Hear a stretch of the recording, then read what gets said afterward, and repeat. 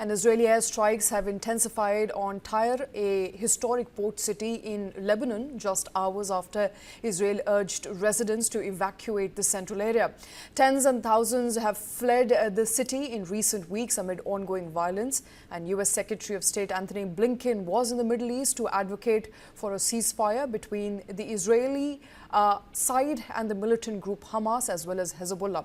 But Tyre continues to face bombardment. Health officials report at least 20 deaths from latest Israeli strikes. Meanwhile, Israel's military claims to have killed 3 Hezbollah commanders and about 70 fighters in southern Lebanon.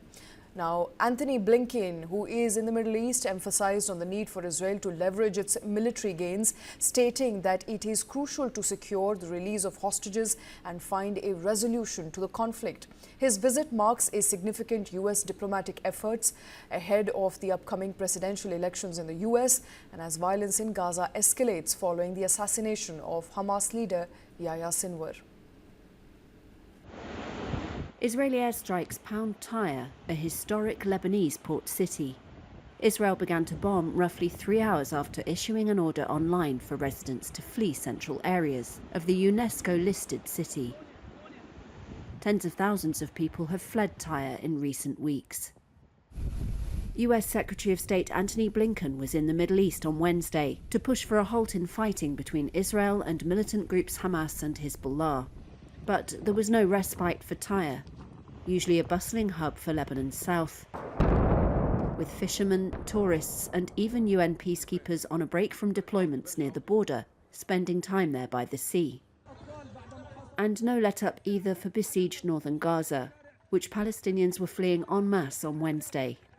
Health authorities reported at least 20 people killed in fresh Israeli strikes.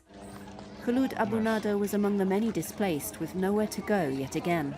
It has been 18 days. They have implemented a siege on the north. It was like they put us in a prison. We could not leave. We cannot take it anymore. We are being exterminated in Gaza and no one standing beside us. In Lebanon, Israel's military said it had killed 3 Hezbollah commanders and some 70 fighters in the south in the past 48 hours, a day after confirming it had killed Hashim Safi ad-Din, the militant group's heir apparent leader. Since October 7th a year ago, Blinken, in Tel Aviv before departing for Riyadh, said it was time for Israel to capitalize on its military victories.